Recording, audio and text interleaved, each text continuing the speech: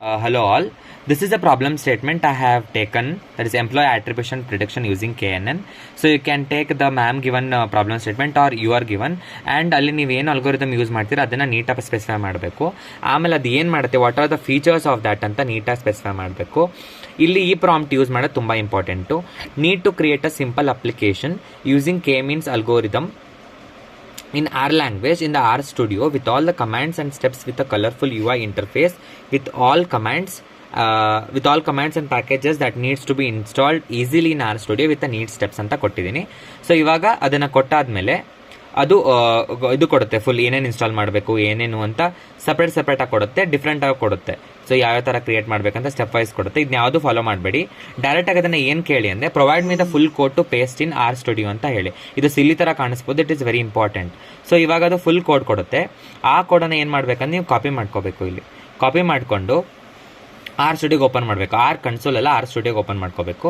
ಇಲ್ಲಿ ಝೂಮ್ ಮಾಡ್ತಾರೆ ಇವಾಗ ಅದನ್ನು ನೋಡಿ. ಸೊ ಇಲ್ಲಿ ಏನಿದೆ, ಒಂದು ಫೋಲ್ಡರ್ ಥರ ಇದೆ, ಒಂದು ಪ್ಲಸ್ ಅಂತ ಇದೆ. ಇವಾಗ ಪ್ಲಸ್ಸಿಗೆ ಹೋಗಿ ಆರ್ ಸ್ಕ್ರಿಪ್ಟಿಗೆ ಹೋಗಿ ಇಲ್ಲಿ ನೀವು ಆ್ಯಪ್ ಡಾಟ್ ಆರ್ ಅಲ್ಲೇ ಸೇವ್ ಮಾಡಬೇಕು.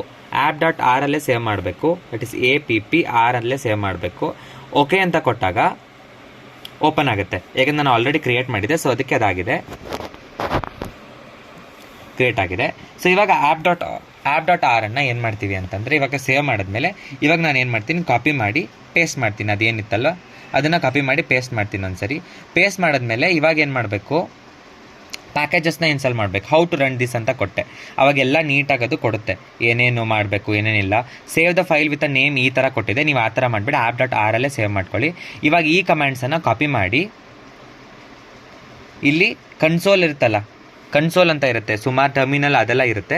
ನೀವು ಕನ್ಸೋಲಿಗೆ ಬಂದು ಏನು ಮಾಡಬೇಕು, ಅದನ್ನ ಪೇಸ್ಟ್ ಮಾಡಬೇಕು. ಒಂದೊಂದೇ ಎಂಟರ್ ಒತ್ತೀನಿ. ಇವಾಗ ಎರರ್ ಬರ್ತಿದೆ, ಸೊ ಎಸ್ ಅಂತ ಕೊಡಬೇಕು. ಎಲ್ಲದಕ್ಕೆ ಎಸ್ ಕೊಡಬೇಕು. ಪ್ರತಿಯೊಂದು ಪ್ಯಾಕೇಜಿಗೆ ಎಸ್ ಅಂತ ಕೊಟ್ಟಾದ್ಮೇಲೆ ಇವಾಗ ಕೊಟ್ಟಾದ್ಮೇಲೆ ಅದು ಇದಾಗುತ್ತೆ. ಇವಾಗ ಏನು ಮಾಡಬೇಕು, ಅದನ್ನು ರನ್ ಮಾಡಬೇಕು. ಯೂನಿಟ್ ರನ್ ದಿಸ್, ಅದು ಕಮ್ಯಾಂಡ್ ಕೊಡುತ್ತೆ. ರನ್ ಯಾವ ಕಮ್ಯಾಂಡ್ನ ಕನ್ಸೋಲಲ್ಲಿ ಮಾಡಬೇಕು ಅದನ್ನು ಕೊಡುತ್ತೆ. ಇಲ್ಲಿ ರನ್ ಮಾಡಬೇಕು ಅದನ್ನು. ಓಕೆ, ಇನ್ನೂ ಪ್ಯಾಕೇಜ್ ಇನ್ಸ್ಟಾಲ್ ಆಗ್ತಿದೆ ರೀ. ಸೊ ಇವಾಗ ಇನ್ಸ್ಟಾಲ್ ಆದಮೇಲೆ ಇವಾಗ ಫೈಲ್ ನೇಮ್ ನಾವಲ್ಲಿ ಏನು ಕೊಟ್ಟಿರ್ತೀವಿ ಅದನ್ನೇ ಕೊಡಬೇಕು.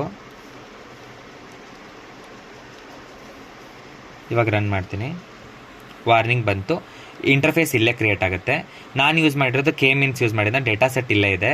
So K means clustering plot ಇಲ್ಲಿ ಆಗ್ತಿದೆ. ಸೊ ಇಲ್ಲಿ ನೀವು ಎಷ್ಟು ಬೇಕಾದಷ್ಟು K ವ್ಯಾಲ್ಯೂನ ಸೆಟ್ ಮಾಡ್ಬೋದು. 4ಗೆ ಸೆಟ್ ಮಾಡಿ ರನ್ ಮಾಡಿದ್ರೆ ಚೇಂಜ್ ಆಗಿರುತ್ತೆ. ಇನ್ನು ಎಕ್ಸ್ಪ್ಲೋರ್ ಮಾಡ್ಬೋದು, ನಿಮ್ಗೆ ಹೆಂಗೆ ಬೇಕೋ ಆ ಥರ ಅದನ್ನು ಸೇವ್ ಕೂಡ ಮಾಡ್ಕೋಬೋದು. ಇಲ್ಲಿ ನೋಡಿ, produce with plotly .js, compare data over, show data set, zoom out, zoom in, ಈ ಥರ ಎಲ್ಲ ಇದೆ. ನೀವು ಡೌನ್ಲೋಡ್ ಕೂಡ ಮಾಡ್ಬೋದು. ಇದೆಲ್ಲ ಕೋಡ್ ಇದರಲ್ಲೇ ಬರುತ್ತೆ. ಇನ್ನೊಂದು ಡೇಟಾ ಸೆಟ್ಟನ್ನು ನಾವು ಕೋಡ್ ಹತ್ರ ಬಂದರೆ ಇಲ್ಲಿದೆ ಡೇಟಾ ಸೆಟ್ಟು. ಇಲ್ಲಿ ಎಂಪ್ಲಾಯ್ ಡೇಟಾನ ಈ ಥರ ತಗೋವಂಥ ಆಲ್ರೆಡಿ ಡೇಟಾ ಸೆಟ್ ಕ್ರಿಯೇಟ್ ಆಗಿದೆ ಇದರೊಳಗಡೆ. ನೀವೇನಾದ್ರು ಡೇಟಾ ಸೆಟ್ನ ಸಪ್ರೇಟಾಗಿ ಹಾಕಬೇಕು ಅಂದರೆ ಮತ್ತೆ ಇಲ್ಲಿ ಬರಬೇಕು ಪ್ಲಸ್ಸಿಗೆ ಬಂದು ಇಲ್ಲಿ ಆರ್ ಸ್ಕ್ರಿಪ್ಟ್ ಬದಲು ಟೆಕ್ಸ್ಟ್ ಫೈಲ್ ಅಂತ ಇರುತ್ತಲ್ಲ, ಇಲ್ಲಿ ಬಂದು ನೀವು ಏನು ಫೈಲ್ ನೇಮ್ ಇರುತ್ತಲ್ಲ ಅದನ್ನು ಕೊಟ್ಟು .csvಲಿ ಅದನ್ನ ಇಟ್ಟರೆ CSV ಫೈಲ್ ಕ್ರಿಯೇಟ್ ಆಗುತ್ತೆ. ಈ CSV ಫೈಲಲ್ಲಿ ನೀವು ಡೇಟಾ ಸೆಟ್ನ ಕ್ರಿಯೇಟ್ ಮಾಡಿ ಇದಕ್ಕೆ ಲಿಂಕ್ ಮಾಡಬೇಕು. ಈ ಪ್ರೋಗ್ರಾಮಿಗೆ ಲಿಂಕ್ ಮಾಡೋಂಥ ಚಾಟ್ GPT ಅಥವಾ AI ಟೂಲ್ಗೆ ಕೇಳಿದ್ರೆ ಅದು ಕೊಡುತ್ತೆ. ಈ ಥರ ರನ್ ಮಾಡಬೇಕು. Thank you.